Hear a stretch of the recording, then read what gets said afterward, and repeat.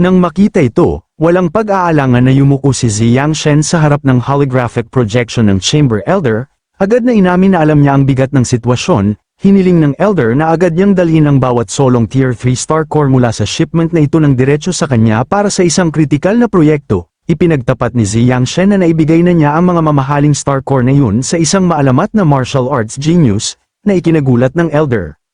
Bago pa man niya maproseso ang balita, naghulog siya ng mas malaking bomba. Inamin na ibinigay din niya ang prestihiyosong level 5 protector card ng pamilya upang maisguro ang kanyang katapatan.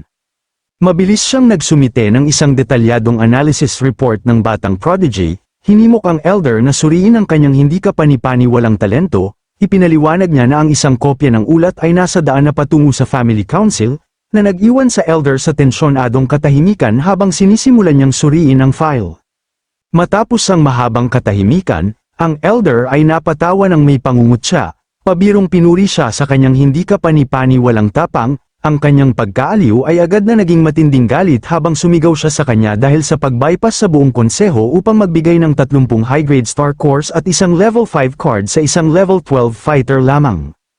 Ipinaalala niya sa kanya na siya ang personal na sumuporta at bumoto para sa kanya upang makuha ang kanyang kasalukuyang management position sa negosyo ng pamilya. Sumigaw siya na ang pagsuporta sa kanya ay madaling ang pinakamangmang na desisyon na nagawa niya sa kanyang buong buhay. Nakiusap si Ziyang Shen sa Elder na magtiwala sa kanyang paghuhusga, nangangatwira na kahit si Lu Sheng ay kasalukuyang nasa level 12 lamang, ang kanyang tunay na kakayahan ay higit pa sa kanyang ranggo.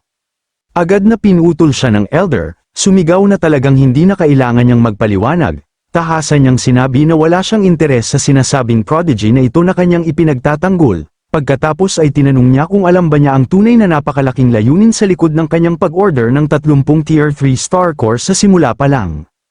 Sa isang matalim na pitik ng kanyang mga daliri, binago ng Elder ang kanyang communication display, binago ang kapaligiran ng kanyang cabin sa isang simulated projection ng deep space na nagpakita mismo sa tabi niya. Itinuro ng Elder ang isang umiikot na vortex ng pilak na cosmic energy, habang lumalawak ang napakalaking energy swirl upang mangibabaw sa tanawin. Isang naguguluhang Ziyang Shen ang nagtaka kung anong uri ng anomaly ang kanyang tinitingnan. Ipinaliwanag ng Elder na ang vortex na ito ay kumakatawan sa isang sovereign class powerhouse, isang beses sa 100 milyong taon na himala sa kanilang kalawakan na kasalukuyang nagbi-breakthrough sa level 13. Ibinunyag niya na ang 30 Star Cores na yun ay partikular na nakalaan upang pasiglahin ang God Tier Awakening na ito. Bagamat kinilala niya na si Lu Sheng ay talagang isang tunay na talento. Gayunpaman, hiniling niyang malaman kung tapat bang naniniwala siya na ang isang normal na henyo tulad ni Lu Sheng ay maaaring makipagkumpara sa isang future sector master. Tanong niya, ano ang posibleng mas marangal o pambihira sa kanilang buong kalawakan kaysa sa isang purong sovereign class bloodline?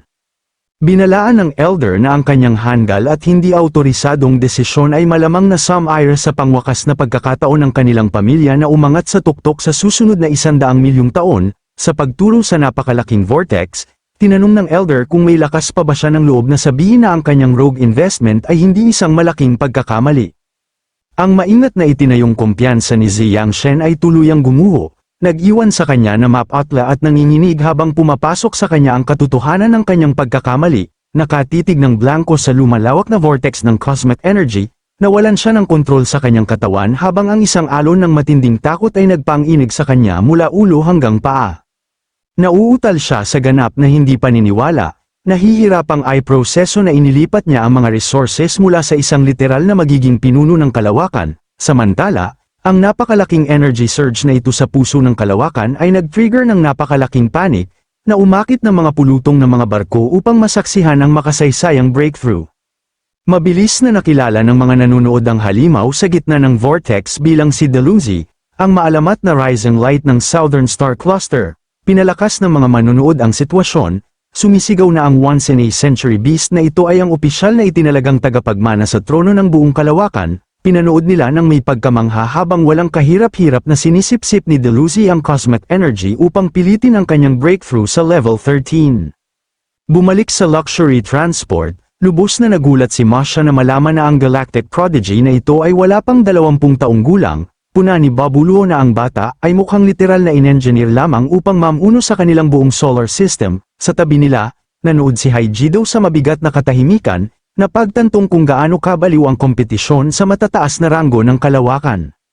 Sa Star Spirit Flower, biglang tumunog ang emergency alarm sa buong barko habang ang mga bagay ay nagsisimulang maging mali. Nagpanik ang mga tripulante sa tulay, hinihiling na malaman kung ano ang nagpapayanig sa buong battleship. Isang panic technician ang nagulat na ang isang napakalaking external suction force ay nag-aalis ng lahat ng nakapaligid na cosmic energy, na pinipilit ang kanilang automated collection systems na mag-crash.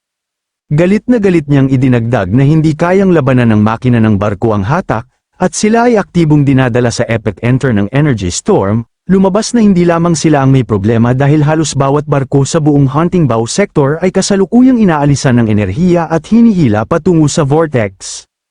Binigkas ni Turing ang mga walang katotohanang stats ng Galactic Air na ito nang may pagkabigla. Hindi makapaniwala na ang isang wala pang 20 ay umaakyat na sa level 13 na may sovereign class body. Ngunit ibinunyag ni Haiji daw na ang halimaw na ito ay literal na sinisipsip ang enerhiya ng isang buong kalawakan. Nagdududa kung kahit si Lu Sheng ay makakagawa ng isang gawaing ganito kakabaliw, pinagpapawisan ng husto habang nakatitig sa screen.